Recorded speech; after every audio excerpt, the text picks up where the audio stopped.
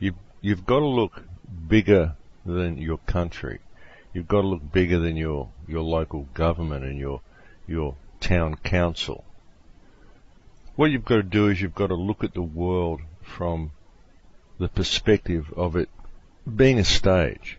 Step back, I often say, step back in space and look at the entire world as one thing and see how the governments control everything. I mean, we're all free people. We're all free people born on this planet by the grace of God. And yet there is a certain group of individuals that have imposed all these rules on the rest of the population. And all these rules have done is prevent us from being who and what we are. They've been used to disconnect us from each other. They've been used to disconnect us from the earth that we live on.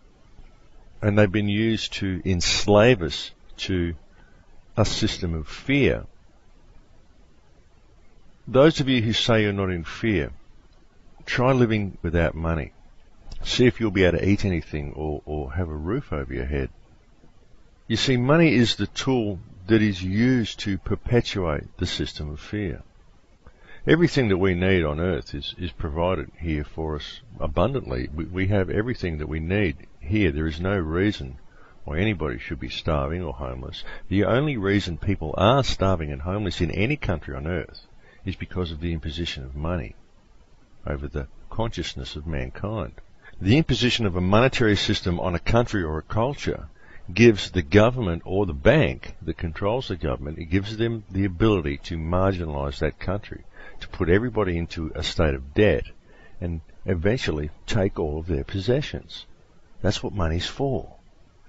Money should be a system of trade that the people use to perform commerce with each other so that we can buy things off each other and we can trade between each other and we can do things for each other. We can work and we can do what we want. It should be a system that frees mankind, but it isn't. It's been used to enslave mankind, and it is the basis of all of the problems that the world faces, the interest-based monetary system. And folks, this is a privately run system. This is a privately run system. Every single central banker on earth is a criminal. All of these people need to be arrested. They need to be held accountable for their actions. Any government that supports them needs to be arrested, held accountable for their actions. Any person who supports the activity, any judge that defends their case, any lawyer that defends their case, all of these people are complicit in what is being done to the planet and what is being done to the human race. All of these people need to be held accountable. And this is the job that our police should be doing. Our police should be going and addressing these issues. Because it doesn't matter what the law says. It doesn't matter if the criminals in charge have written legislation to say that they're above the law. The police shouldn't be looking at it that way. The police should be doing their job and preventing crime and arresting criminals. But unfortunately, they're not. They're simply defending elitist corruption. Now, if you can step back and look at the world the way I said, look at it as one whole thing, one stage, and see how all of these governments are being puppeteered and orchestrated by this central banking system, then it becomes clear that the way to fix it is to not comply with this central banking system and not to comply with any legislation that says that these people are above the law. And you see, we don't have to comply with any of their legislation, folks, because we're the people. We are the ones who employ the government.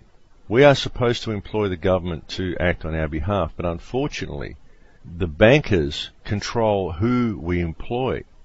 They dangle these certain candidates in front of us, and we think that this is someone who's actually going to help, but it's actually someone who's been groomed by the banks, groomed by the banking system, groomed by the university system to actually go and perform the task that he's doing.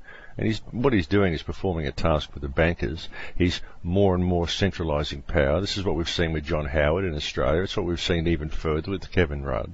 It's what's been happening in America with the whole Bush regime and now Obama. It's more and more centralising of power. All through Europe, the European Union, all of this stuff, it's more centralising of power. They tried it again in Copenhagen. More centralising of power. If they got away with Copenhagen, if everyone had signed into that treaty, we would have this banking government in control of the world now, but thankfully people saw what was going on and they pulled out, people realised that the ruling hand that would have been put in place with the signing of the Copenhagen Treaty would have actually been the International Monetary Fund and World Bank. And this is the very people who have imposed this corrupt monetary system on the world and who have done all the damage that we've seen in the world. Because the reason for all the damage that we have seen in the world is because of government corruption, corporate corruption, and through the marginalisation of countries through debt and the control and distraction of the populations of these countries through debt. This is how they get people to build the war machine. They introduce money into the country. Everyone's suddenly got bills, and so they've got to get any job that they can. So they'll go and get a job in a bomb factory or whatever factory that's making whatever weapon to go and bomb anyone. And the excuse will be, well, I have to feed my family. I have to have a job because I have to feed my family. But they don't realise is the only reason they have to have a job to feed their family is because their freedom to grow food has been taken away. Their freedom to operate on the basic level of a normal human being has been taken away. They're put into a situation of contrived debt in a situation where they have to pay to be alive in the country that they were born in. And so they are put into a position where they do have to go and make bombs to be dropped on other countries simply to feed their family. But it's all orchestrated. The whole thing is orchestrated. We don't need money at all. You should be able to walk outside of your house, any piece of garden you find, just grow anything you want. We've got acres and acres of arable land. Every person that's born in every country should be given a block of land simply for being born there. This should be just done. This should be what the government does. The government is supposed to be there to help people. The government shouldn't be imposing taxes and laws and rules and regulations on people and giving power to corporations. The government should be helping the people. But the government doesn't do this in any way. You don't see help for the people by giving us a health care bill. I mean, they should do this anyway, because the governments are there to help the people. That's what they're supposed to do. There should be free health care for all people in all countries. There should be an interest-free monetary system in all countries. And governments should do what they're employed to do. And the central banking system needs to be completely walked away from. People absolutely have to stop participating in this central banking system. If we are going to have currency, we need to institute an honest monetary system. And we need to hold the banksters accountable. I would personally be suggesting that all the money and assets of all the central banksters be immediately seized, and that money should be used to feed, clothe, house and create infrastructure in all of the countries that have been raped by the central banks, all of the third world countries. We could build houses for all of these people. We could put infrastructure in all of their countries. We could raise the standard of living in every country on earth with the money that has been accumulated by the central banksters who have done all the damage to the world. All of their assets need to be immediately seized. And the police, if they are worth their salt at all in any way, any shape or any form, they would be doing this right now, regardless of whatever legislation has been put in place by other people to prevent them from doing so. Because the people that have put this legislation in place are simply people. There's no particular reason we have to do what they say. The only reason we do what they say is because we agree to do what they say. But I seriously feel that the reason people simply agree to this thing is because they don't really know what's going on. And also, it's been part of our education system that it's bred into people this attitude of letting sleeping dogs lie. Oh, there's some things you just can't talk about. Government corruption, it's like, oh, you better walk away and not look at that. Well, I think that we should look at it.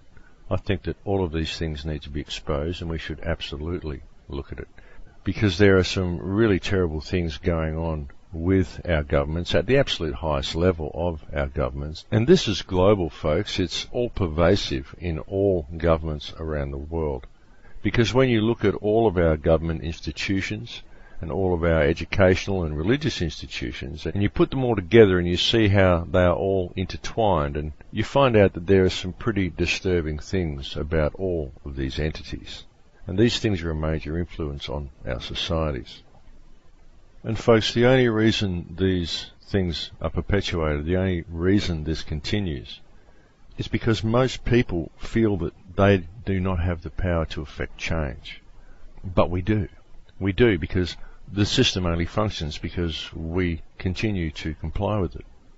So, as I said, if you stand back and you look at things as a global stage, then you see that non-compliance is the way to fix things. And the way for non-compliance to work is to start within your own community, your friends and your family, your neighbours, and try to build a community of caring with each other, a community that supports each other, a community that trades with each other and helps each other.